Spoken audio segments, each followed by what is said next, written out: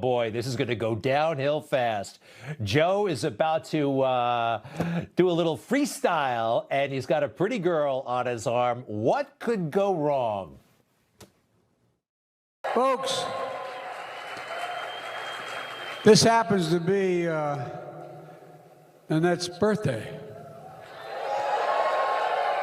It's hell when you turn 25, but, you know. Oh, Joe, what a charmer. That worked in 1974. It doesn't work anymore, but what happens next? We have a tradition in the Biden family. We sing happy birthday. Those Bidens are a hearty folk from that region. They sing happy birthday. What a peculiar tradition. Next. So let's go. Ready? Happy birthday to you. Happy birthday to you. Happy birthday, Nanette. Happy birthday to you. Huh? Wait. Happy birthday, dear Nanette. He didn't quite say that, did he? One more time.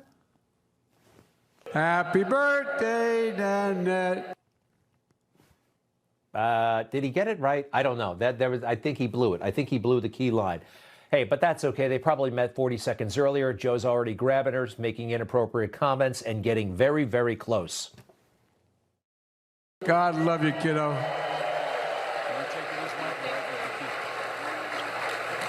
Take it all right. Wow, that was close and slow. One more time.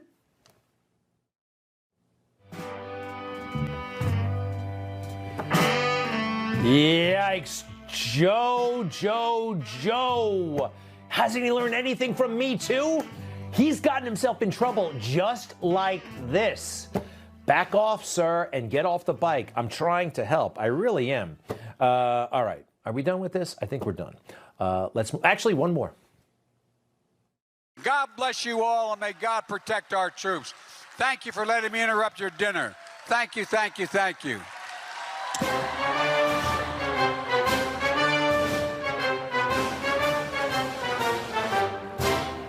Oh, I remember now. He doesn't know where to go. He's a little bit lost. Uh-oh. He's pretending he's waving, but where am I going? That way. Yes, sir. Hey, I know that guy. All right. Yeah, look like you're in charge. Confidence. Winning smile. Yikes. Not good. Now, am I being mean to Joe? Maybe a little bit, but he was mean to us. Remember?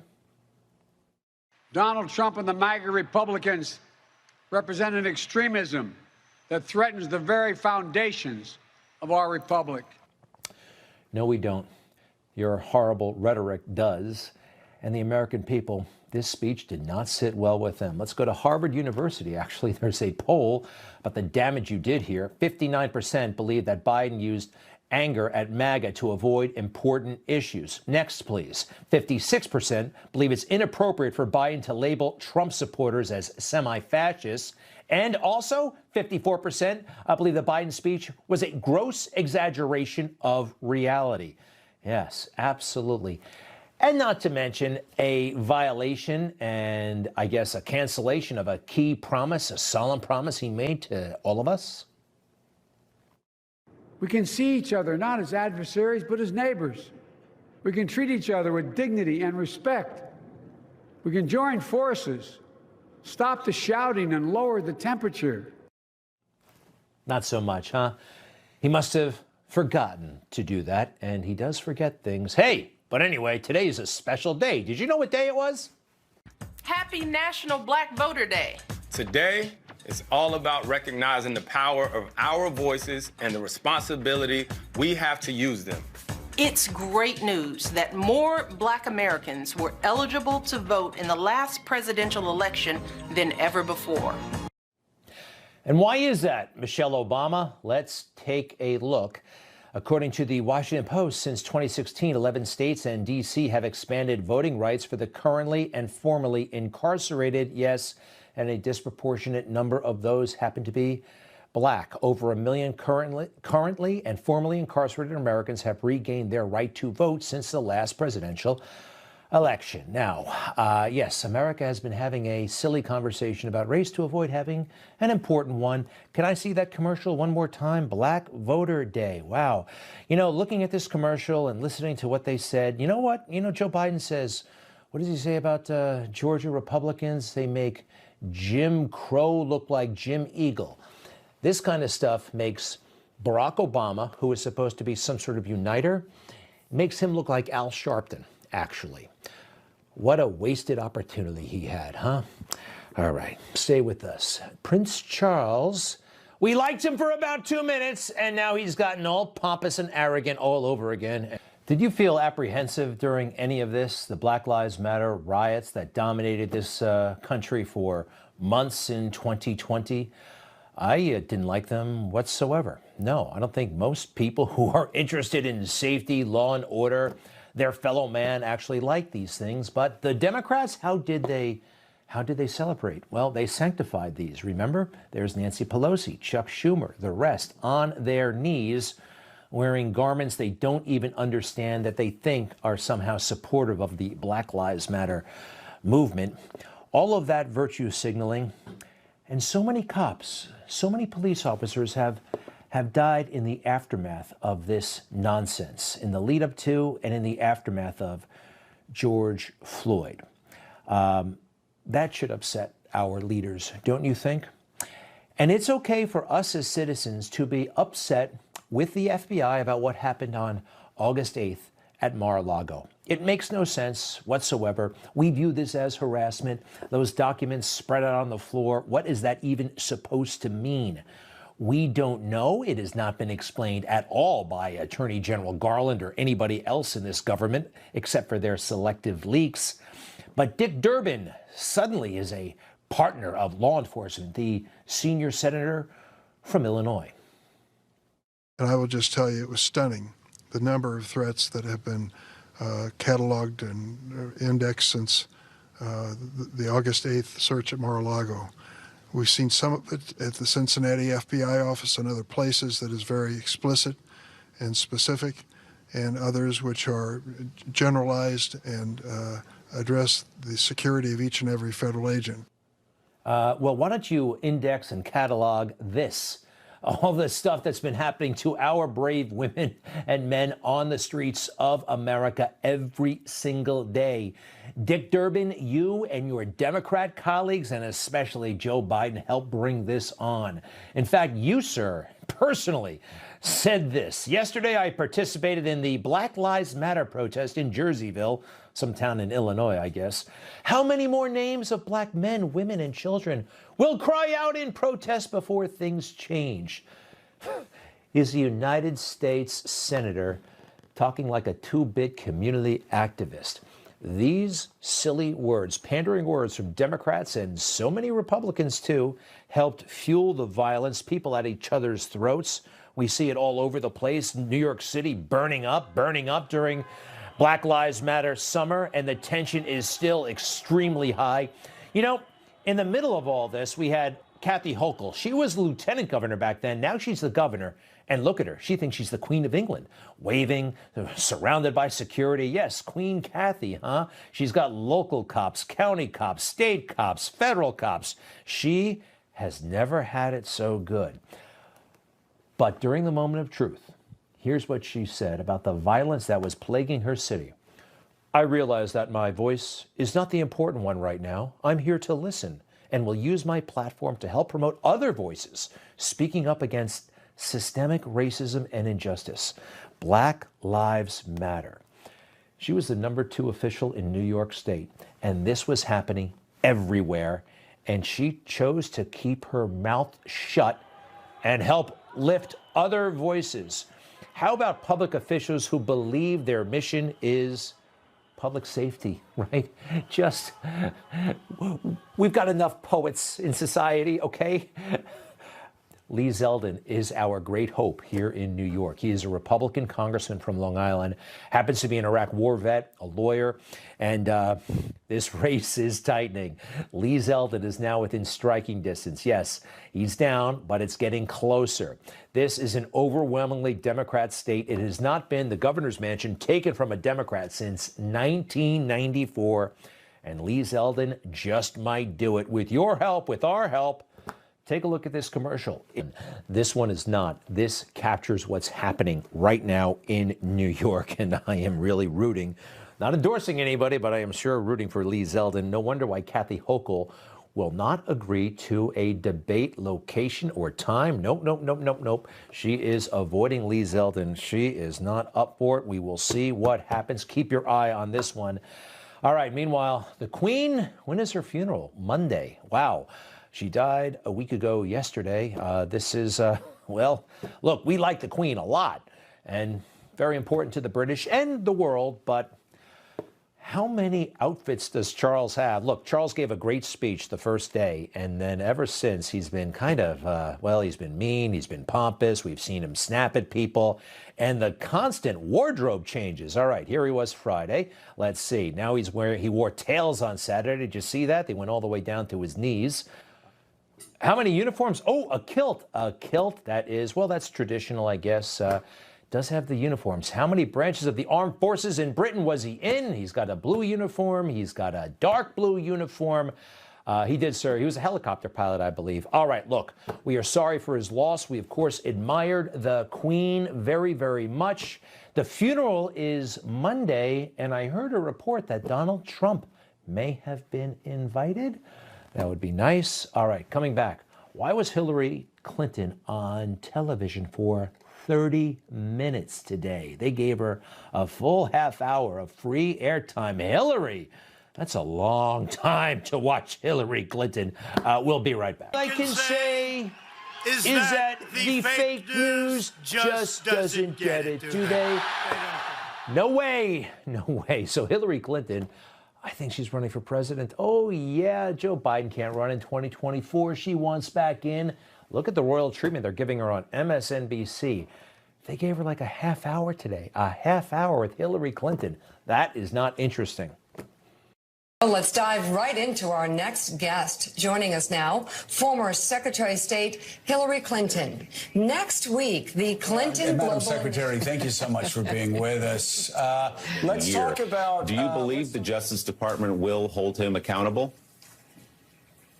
Well, I certainly hope so. But that leads to my question about what CGI can do about the worst. And this is interrupting it. And so he wants for reason. It was such an incredible experience to spend all that time with my grown-up daughter. But the secretary is fabulous and fun. No, we've definitely seen so many sides of her on being the first woman with a, real chance to become our first woman president. Former Secretary of State Hillary Clinton, thank you so much. Really nice to see you. And thank you. And we can't wait to hear all the great things that come out of CGI this weekend.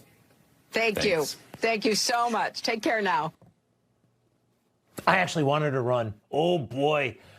I think he can take her. Don't you? Nobody likes her. And I think that might be all they've got. We'll see.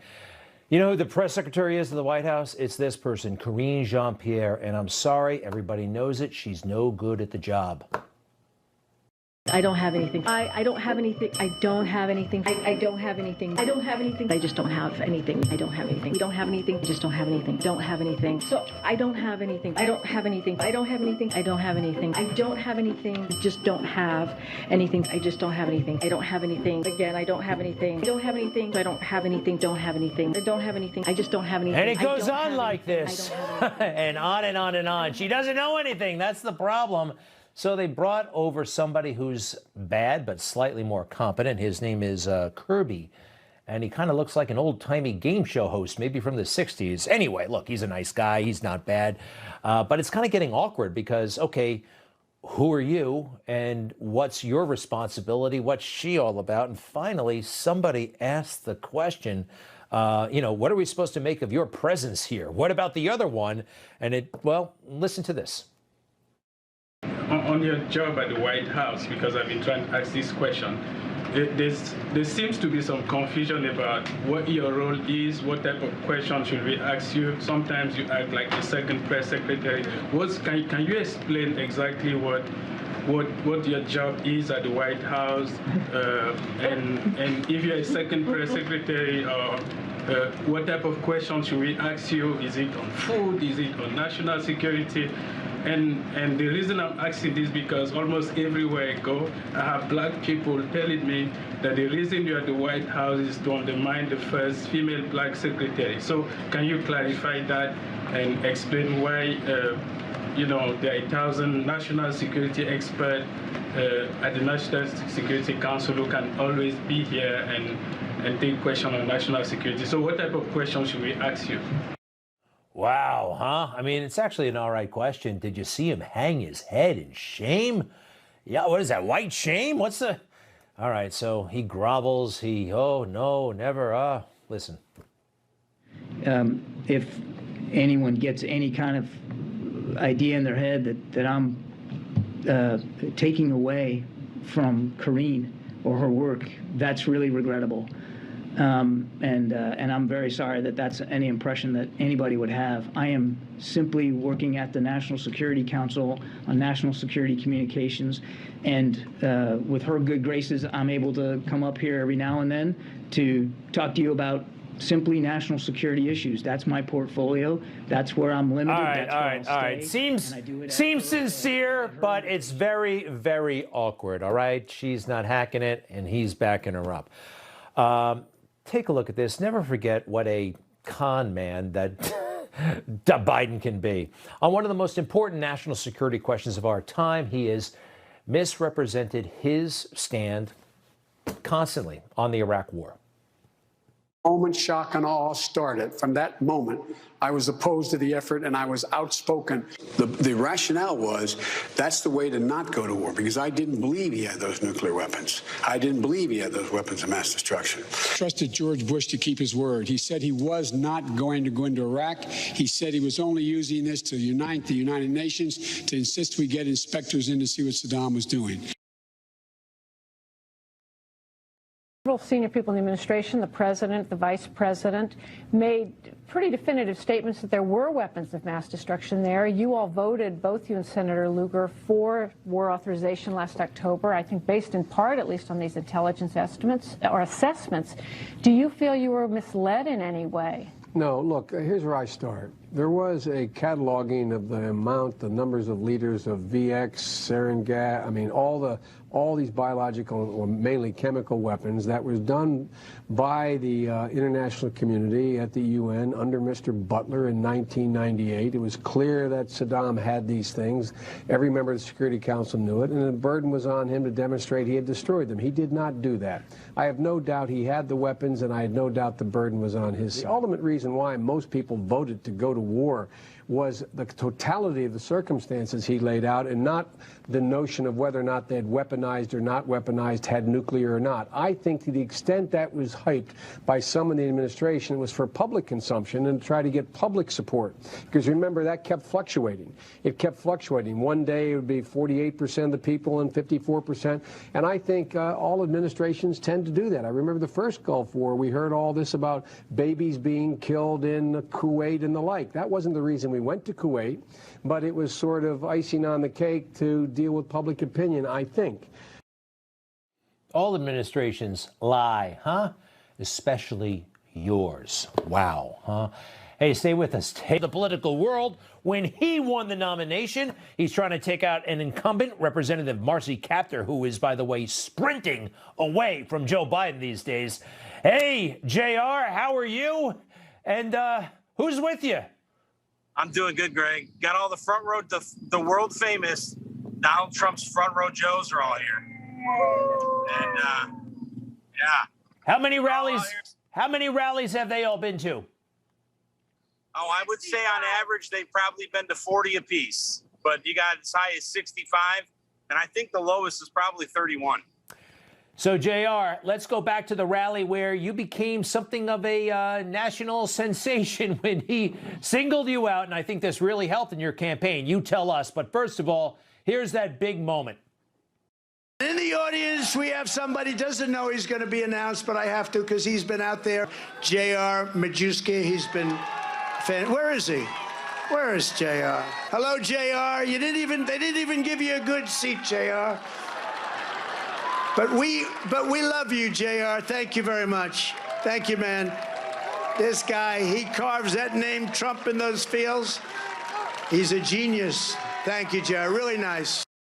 It changed the campaign, didn't it? Real quick, JR. These are some of the designs that you've made, and you're an artist and an engineer at this stuff. Are we correct? Was that moment pivotal? Did that change your life when he acknowledged you like that, or are you going to win this thing anyway? You know, I'd be lying if I didn't say that President Trump had a huge impact on my campaign. But darn it, Greg, guys like me win anyway. I'm a candidate for the people. And I think President Trump knows that, and that's why he supports me. I mean, since that primary victory, he and I have been, he's been helping me tremendously. And we're going to win huge in November. And he's going to get a lot of the credit, absolutely. Well, your district is definitely tilting red. It is held by an incumbent right now, Marcy Kaptur. She's been there for a long time. And I don't know if you've seen, but she is running away from Joe Biden. She doesn't want to be seen with him. She came out with a public commercial saying, I don't work for him, I work for you. She knows that Joe Biden is toxic. You're not letting people forget, though, that they are on the same team. That's right. I mean, Marcy Kaptur has had 40 years to stand up to Joe Biden. She should do it on the floors of Congress, not during the campaign when she knows she's going to get defeated in November. And the people of the 9th District, they're tired. And they want a guy that is going to go to Congress and represent them and fight like hell for their liberties. I mean, this is what this election is about. It is a referendum on democratic policies that are destroying this country. And patriots like myself are, look at me here now. I'm with these guys at night. I'm not at home sleeping in a comfy bed with a feather pillow. I'm out here. I'm out here waiting to see the greatest president the country's ever seen, just like these guys. Yeah. All right. Hey, listen, we're not going to fault you if somebody holds your space or you put a little piece of tape on the ground and you go home and get a good night's sleep. We need you campaigning. Watch this. Greg, you got to see this, brother. I'm going to bring you one of these when I come visit you in New York. What do we got there? Ultra MAGA. Yeah. Hey, be careful when you come to New York. They may call the cops on you. So you've got a very unique specialty. By the way, JR is an Air Force veteran. He deployed overseas to Afghanistan. But you know a lot about nuclear security. And very few people do in the Congress. Tell us your experience with that and what you want to do with it. Well, it's not just nuclear security. It's just energy as a whole. I think we are losing opportunities, major opportunities with nuclear technology, advanced reactor technology, recycling spent nuclear fuel like France and Germany and other European countries. You're talking about billion-dollar economies that we could be opening up and giving high-paying jobs to American people instead of sitting on spent nuclear fuel and wasting the opportunities that it brings. Spent nuclear fuel, the isotopes from radioactive fuel could be used for cancer research, to fight cancer and for chemotherapy. And the American public is losing out because of bureaucracies bureaucratic tape. I'm sorry for stumbling here, but the bureaucratic tape is really hindering us from leading the world. And I want to be a part of the solution. I want to unleash American energy. America needs to be dominant again. Nuclear is part of that portfolio, along with natural gas. We got to get rid of these wind turbines and all of these other, green new, fake New Deals. They're not the reality.